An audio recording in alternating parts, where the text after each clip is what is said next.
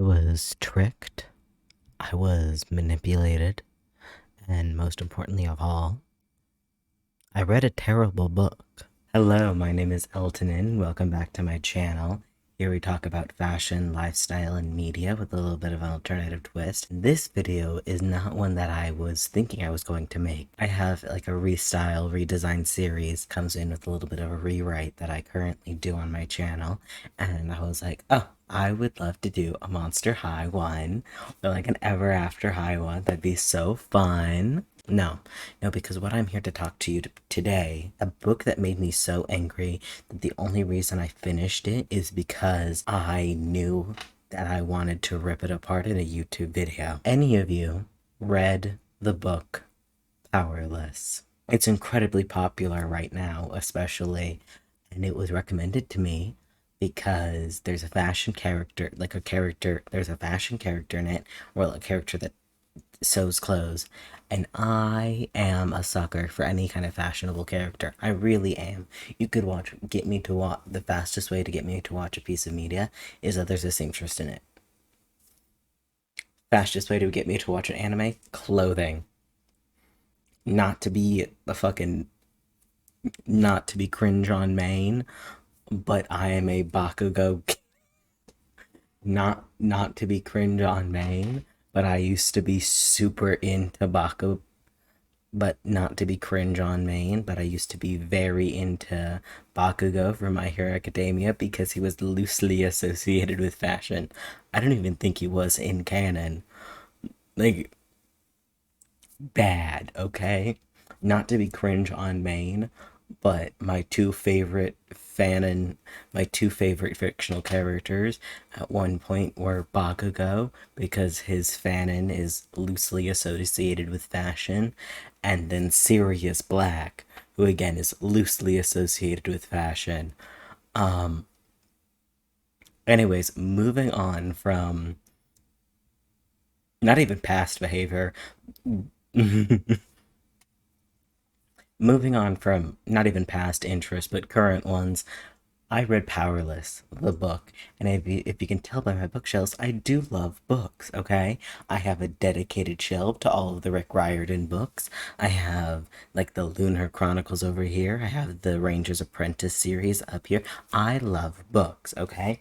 Poppy Wars in the back. Like, I read, okay? I love reading. And I read this book, and its synopsis was that it was Red Queen and Hunger Games. Like, if you put those together, and it irritated me to no end. To no end, because in theory, it had all of the things that I wanted, okay? It had all of the things that I love. A good power. I love fantasy powers. I love superhero powers. Speaking of My Hero Academia, I'm sorry. And speak like, I love fantasy. Like, I'm not the biggest fan of romantasy, but I am a fan of like a little romantic subplot. I just think they're fun. I love little, like, I personally love to create little boyfriends for my D&D group, or even my like own writing stories. There's always some kind of romance because I think the tension is really fun. So I'm not even against romantasy. I'm against this book though. I don't think I've read a book that made me so angry that I had to rewrite it. Actually, no, there's a lot. That's a lie. There are a couple of books, but this one I needed to rewrite.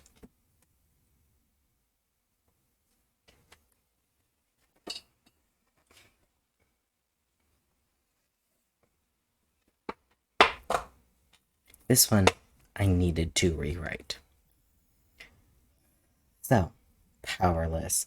If you haven't read the book, technically, I don't know if there's spoil.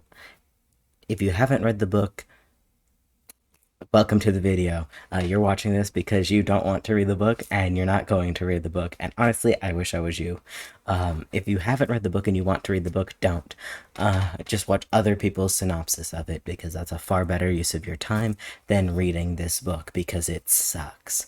Let's get into it. Not sponsored. Also, Disclaimer, this video is not sponsored. I just watched a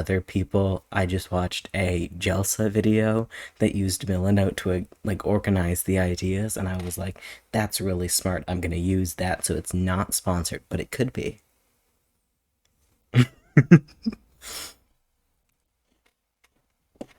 The biggest thing that doesn't make sense in this universe, to me specifically, is the whole plague thing and the powers and everything. Because it's like not genetic, but the people who got the plague got powers instead of dying. Or, well, either if you got the plague, you either got powers or you died. That's dumb. I don't understand it. I don't get it, okay? We're going to take a couple of things.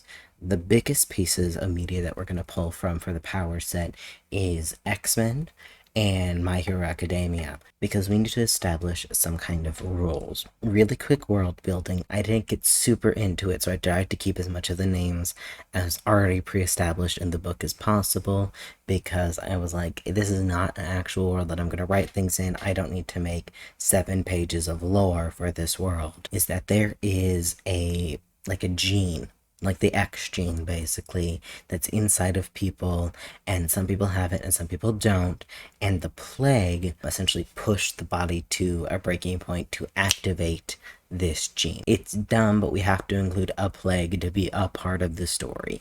If I truly wanted to rip it to the ground, there would be very little similarities to this book, so we're keeping something similar. I just called it the resonance gene, that way the people with powers could be the resonance. The resonance gene bestows each person with a unique magical abilities that directly tied to their personality. Kind of similar to My Hero Academia, where the power you get is kind of a reflection of who you are, but also mixed with a little bit of like genetics. Like I could make a whole magic system out of gene-based dominance powers. You know that like one Reddit post where people were like, if one parrot has fire and one person has sand, then that person, then the baby will have glass. And I'm like, so how long is this gonna last till people start running out of elements and have to reuse them? I can think really deep in things, and we're not doing that entirely. But a little bit of like genetic formulation, a little bit of personality formulation. Those without the Renaissance gene, like the special magic unique ability, will die to the plague. The plague does actively kill people, but it's only the people that don't have the gene. Biggest thing with the government is why I was tossing around the, but I'm not entirely certain on it, is that the power level and the class level are directly correlated. So the stronger and better your powers, the higher that a person would be able to move up in the social class. So right over here, I've got a couple levels of social class. So like in the book, the ordinaries are people without powers. Right above that would be like mundane powers. And above that would be important. Then you get into elites. And then you get into your nobility, which is the royal family. That's our class system. We're going to hop over to the government before moving on. The government, as it is in the books, is an absolute monarchy. There's a king and his 2 sons. Now, I wanted to do a twist on this. Alright, stealing a little plot line from My Hero Academia, is I wanted the king to have like a multitude of wives or concubines, each with a different set of powers, in an attempt to try and create the perfect heir. As of right now, he only has 2 children that he recognizes. So he has Kit and he has Kai. I think those names are dumb. I don't think your 2 love interests should have names that look very visually similar to each other, but we're going to keep it. Biggest thing that I wanted to change within the class system is that there is a little bit of class movement. For the most part, they tend to be very structuralized. So elites tend to stay in the elite class, importance, mundanes, etc., just because they are very often marrying someone of an equal power level, so the likelihood of their children being an equal power level to their class is very high. However, there are cases of families being broken up when their children have a lower level power than both of the parents. And I think that would be an interesting storyline to explore in a completely different book, of families that will like toss those bastard children versus families who will try to keep them and hide the fact that they have a child with weaker power levels. Make the system non-functional, but trying very, very hard to function and failing. I think that would be a very interesting storyline to explore. That is not the one that we have our FMC exploring. Citizens can move up in class if their powers allow, so you could have two mundane parents and then end up being an important or even an elite power, and you're able to move up in that level. However, marriage to a lower level class will bump the more powerful person down into that lower class because it's seen as, mostly because in the society it would be seen as very, very strange and very, very unusual to want to get with someone who has less power than you do. So power is money in a sense, where it's like, why would you marry a poor person and you can marry a rich man? That type of thing. It is legally forbidden for anyone important or above to marry an ordinary person. Dumb names. I know they're dumb. They're so dumb, but keeping with the naming scheme, important powers, you want to keep them in their levels. Other big thing is that despite the fact that it is forbidden for anyone above an important class power level to marry an ordinary, it is not yet a crime to be an ordinary. It is not yet a crime to be an ordinary because they make up of the majority of the workforce. So the very difficult manual labor that people who are special don't want to have to do. However, the king is stupid and he's dumb and is an idiot. He fears the ordinary because the king does not like the fact that he cannot control who gets what powers, and the ordinary is the only population that could create more power users of different levels. Ordinaries, on the other hand, can go into any one of those levels if they get the plague. So the biggest thing that's going on in the background is that the king is spreading rumors of a second plague that originates from the ordinaries, so the ordinaries are immune to, that only kills people with powers to start up that fear of the people without powers. I think, especially in the book, it's very dumb the way that they have it right now. It's very stupid, and I don't like it, and I think it's the dumbest thing. We're not in the midst of people being the seeds of distrust, but those tensions are still very high because this is like they have been an oppressed class for a long time. They aren't paid well, they aren't fed well, they don't get the good housing and everything, okay? That type of beat. Forgetting about the book, moving back onto the rewrite, there is one other way that anyone can move up in classes. And there is one other way that someone can move up in classes, and that is participating in the trials. Again, dumb name, but we're keeping with it. The winner of the trials that happens every year becomes an elite person. There can only be one winner, but it doesn't matter what class you're from, you can rise to being an elite just by winning the trials. The trials have been happening for 30 years or so. 3 mundanes have become elites. 10 or so importants have become elites. Everyone else in the last 30 years has been elites, or like the royal has been elites, and thus they stayed elites, or nobles. And the trials are less so about like winning the game and more so winning the hearts of the people. In the book, it's like there's a mix of like voting and winning. No. The people vote on who's wins, and that the games of the trials are kind of a way to like show off your powers and show off your personality and everything, and make people like you and be like, oh, they're so fun and silly. Like, that's my little Blorbo. Like, I'm gonna vote for my little Blorbo. That type thing. Alright? So that's what the trials are. They're a reality TV show. It's set in a far fantasy future. Also, the king wants his kids to get married to the most powerful person. So it's kind of an unspoken concept that if a woman wins the trial, that in the next couple of years, that's starting from this year, and then in the next couple of years going forward, is that if a woman wins the trials, they will essentially be, well, offered is not quite the word, more so highly, highly, highly encouraged to marry specifically Kai, and then the king is going to find a very good political marriage for Kit, who's the crown prince. And that is the reason why Kai entered this event, is because there has been an influx of female applicants from the elite and important class who got a little message from a little birdie that whoever wins has the opportunity to marry Prince Kai, and Kai doesn't want to do that, so he joins so that he would win.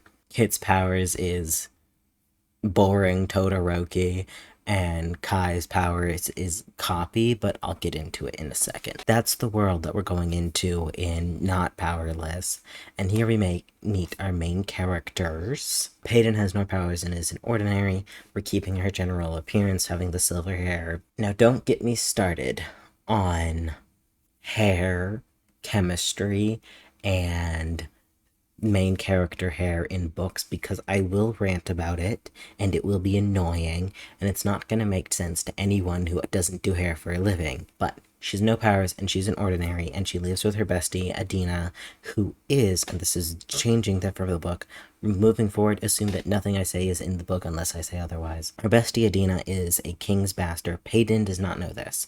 But Adina has fabric manipulation powers which are not worthy of being the king's heir. Peyton has to steal from people, and she's very good at it. She's very good at like parkour. She's like cool and edgy and like underground and good at fighting people and whatever.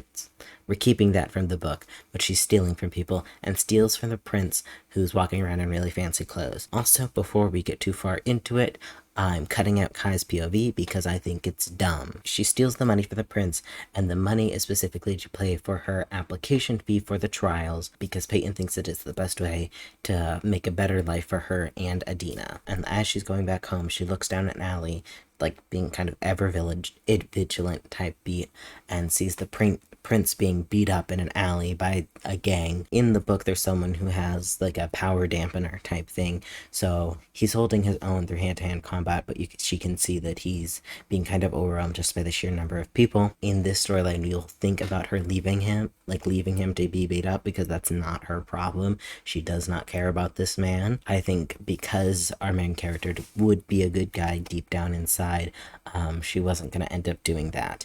But she does think about it. So she goes to go save him. She kind of taunts the entire game out in the open where there's a bunch of cameras, because I would think this out like it's a dystopian future, big surveillance state. So she taunts the gang out so that the cameras can see her, and the cameras watch the gang go to beat her up, and she never throws the first punch. Then she kicks all of their asses, has it all recorded, and then the prince walks out. She kicks all of their asses and she offers her hand to the prince, and this is where it's like all being recorded. Big thing about this moment is that it becomes huge news, and every broadcast is called like the Silver Warrior, the Silver Savior, whatever we want to take from the book. I like that concept of people liking her before the trials and having it not be like a hyper-specific intentional manipulation of the press, but taking advantage of opportunities that one might not think are opportunities just yet. So as Kai and Peyton are having their little flirt time,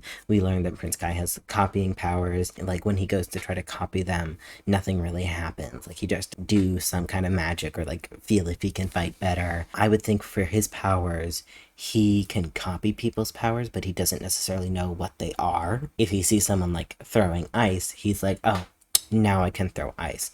But for powers that are not as obvious or not even as powerful, a lot more mental powers or internal powers that are like in hyper-specific scenarios, he would have to know how to use them to use them. He asks her what her power is, and Peyton, having lived her life pretty much as an ordinary because they're not being on a regular basis in this version, submitted her application as a mundane with a very like standard boring power that's not super great at all. But mundanes and above can apply for the trials, ordinaries cannot. So when she applied with her applications, she said that she had bird mimicking powers. She can mimic bird sounds.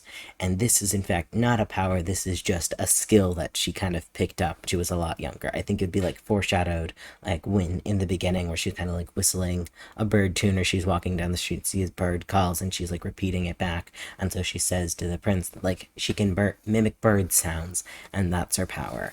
And Prince Kai is going to think this is the dumbest power, and Prince Kai is going to think that's a stupid power, and he will not want to copy it because he doesn't want to degrade himself by using such a mundane power. And Peyton, to push in the fact that she does have this bird whistling power, whistles a little bird, like a songbird tune as she leaves. It's dumb, but it's better than her saying that she's a psychic.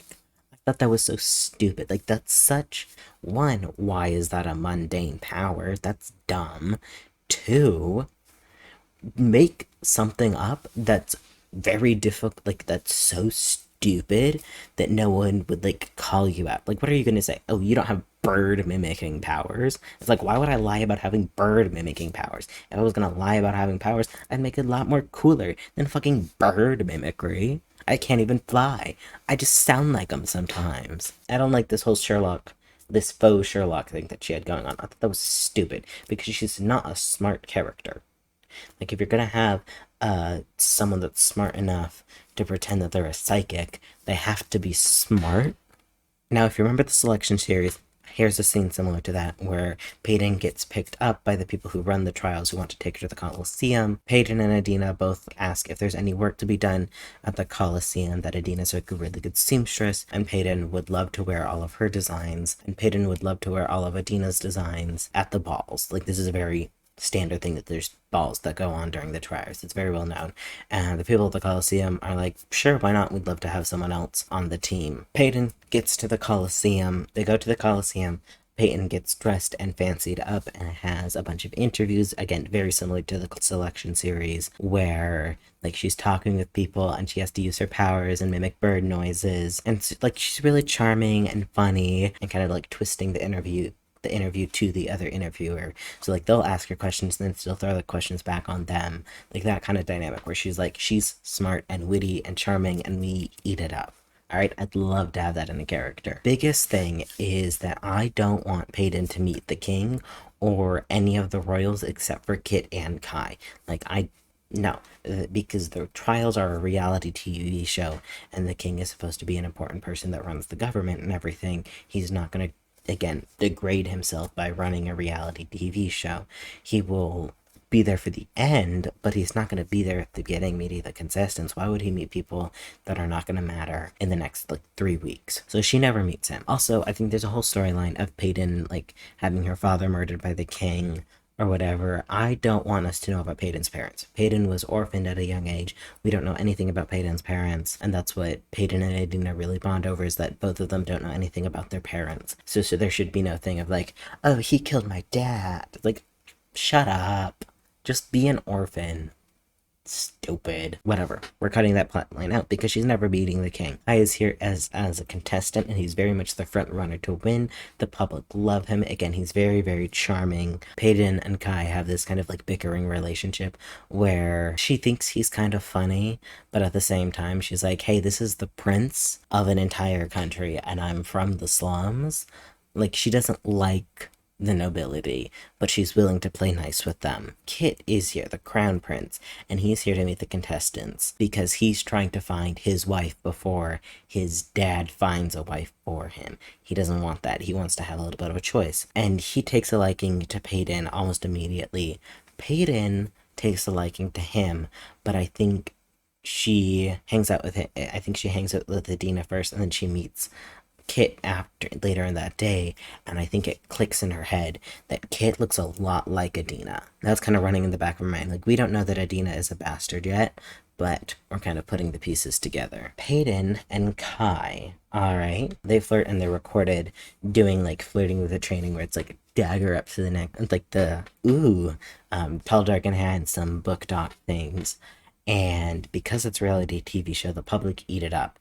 And they know that it's like forbidden, especially a noble class, to marry anything underneath and important. And she's known as one of the mundane contestants. So there's like a forbidden romance plot line that people can watch. And they eat it up. Because Kit has taken a liking to her so much, he wants to escort her to the ball. And that's when they meet. And that's when Peyton clocks that Kit looks a lot like Adina. Biggest thing about the ball is that it's the rules to come in green since it matches the colors of the flag.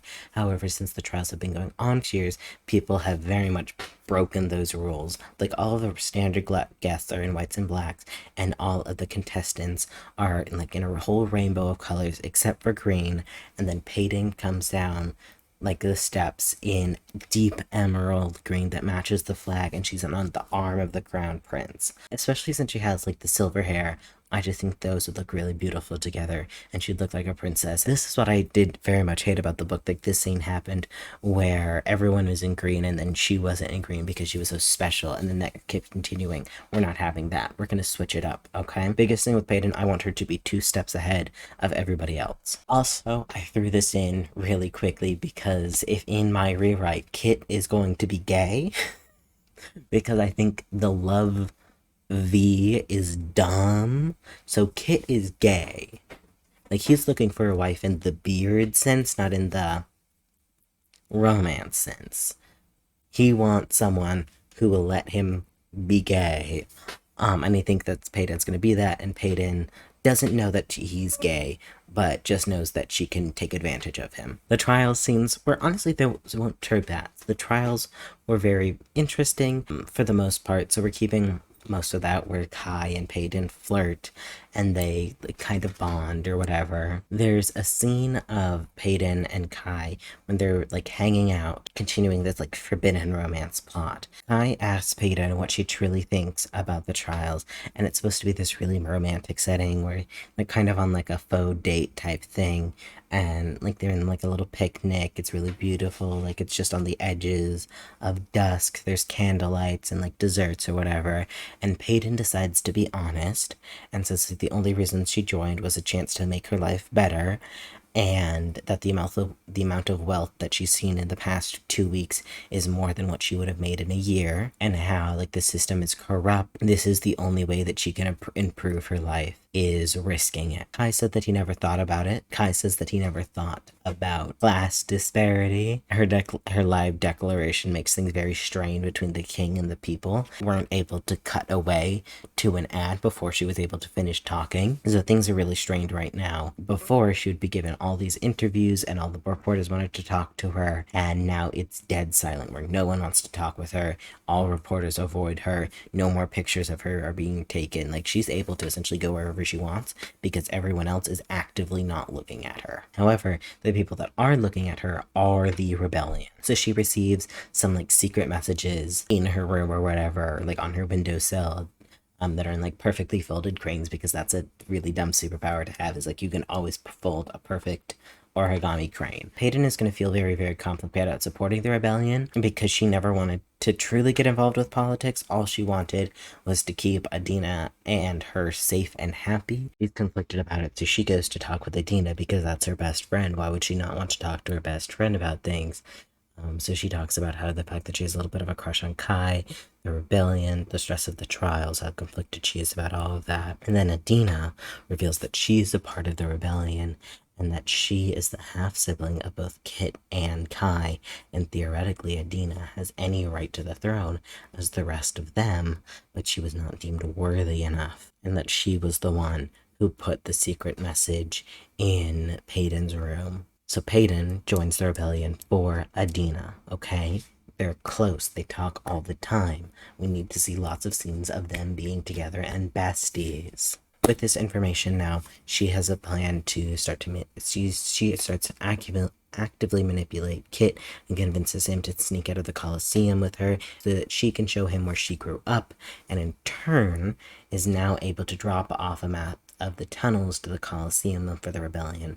There's a whole plot line in the book how she needs to get like a specific key to open up a specific tunnel, and there's a specific door, blah blah blah. I think that's dumb. There's tunnels, okay, and they're open, they're just a labyrinth.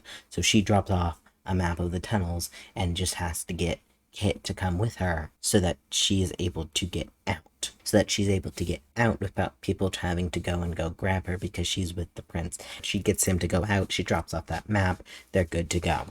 Alright, they come back, they get, right before the ball, they get an update of their rankings. She was in second place, right underneath Kai, and now she's dropped all the way down to fourth place because it's been a bit of like a dilemma, especially she said all that stuff on live TV where it kind of pitted a lot of people against her. Like a lot of the ordinaries and the mundanes are really for her, but a lot of the importance and the elites are very much against her. That type. Now, blah blah blah, there's a mid-trial ball. The most important thing about this mid-trial ball is that everyone shows up in green because Peyton did, and Peyton, already knowing that everyone was going to wear green, shows up in purple and stands out yet again. And I have this little dress right here. Hold on, let me pull up the dresses. Yeah, so the first original dress is this like green, like armor inspired type beat with like all these designs and everything. And I would have the accents be in silver but and not gold, but I like this dress far too much to not include it. And then the purple one that she wears in the mid ball is very much more lilac purple and like the soft pastels, which I think would also look really good with her silver hair. So I want her in secondary colors. Also, this is not important entirely, but there's a really dumb moment of her having a panic attack and getting her corset untied. And I think there's just been an issue of fantasy authors not knowing what corsets are or how you untie them because you have to take off the other clothing. They're an undergarment, guys. Corsets are an undergarment. So if her corset's being untied and it's like this kind of like a flirty moment, he has to take off her clothing. Like he has to take off her dress to get to the corset. It's not just over things. That's dumb. That's so stupid. Whatever. It's like, you know the scene in Pirates of the Caribbean where Elizabeth Swan's getting her her bodice ripped up? There's a dress over it. There's a dress over the corset. It's not just on her. Like out in the open. Because it's underwear. Anyways, blah blah blah. There's more trials, there's more flirting. The book, again, isn't too bad for those. We're keeping those. And then we're back to the end of the trials ball, and the winner will be announced at the end of the ball. So all of the votes are being sent in and are being counted. So at the start of the people will be introduced in all of their gowns and everything, and that will start off the ball, and people will have the last second to put in all of their votes. And at the end of it, then they will know who the winner is. People show up in every color again, including green, but Peyton shows up in a black and silver number where it's got like the embellishments or embroidery in like a deep silver, but the rest of her clothing is black because all of the women are in white and all of the men in black suits, so it makes her stand out in the crowd again. You see the vision? So, because her spy on the inside is the seamstress that she took with her at the beginning of the trials, aka Adina, was now in attendance to this ball because everyone is in attendance to this ball. I put it in here because again, it just made me mad. And the thought of like having like a corset on the outside with like embroidery and everything, it's like that's not how those work. I know we all watch The Hunger Games, but can you watch any fashion historian ever? And now, at the end, now in the book, the rebellion attacking the ball happened very, very early on. We've just been introduced to the rebellion. They're attacking at the final ball. This is the big battle scene that to like end of the book. There's some big monologue about how Adina's has a right to the throne as any of this like her siblings. She told people that she was the king's bastard daughter, and then she dies. And it's really sad because, unlike the book, we actually care about her. Peyton escapes with the rebellion, and we never know who the winner of the trials is. And she leaves both Kit and Kai behind. They shouldn't kiss. If I'm rewriting this book, it's going to be very, very, very, very much slow burn. I would say enemies to lovers, but I do like a little, like, conflicting banter is like especially in the beginning. So it's not a true enemies to lovers, it's a rivals to lovers, but the lovers ain't even here yet. Like she has a little crush on him, but she ain't confessing to his face. No, maybe in the second book they get together, but that would require reading the second book, and I don't want to do that, and I will not do that. I will do that if you give me money. Thank you all for watching. I very much appreciate you guys being here. I know it's a little bit less fashion specific than my restyle videos, but I did enjoy making it. So if there's any other books that you want me to rewrite, let me know. I would be happy to do it. I will be getting back with a Monster High and most likely an Ever After High video in like the next couple of weeks, and then also doing a fall fashion trends review as well. But yeah, we are again so close to 1,000. I think we're just a little over 100 away, which is crazy. I'm so excited. I don't know what I'm gonna do for that. I have to figure it out. I want to do something because 1,000 is like an important number. Like that's so many people, crazy amount of people. But I'll figure out what I'm gonna do for 1,000 when we hit that goal. Life update: my cats are sleeping, so we're not gonna bother them this time around. But I will see you guys all next time. Bye.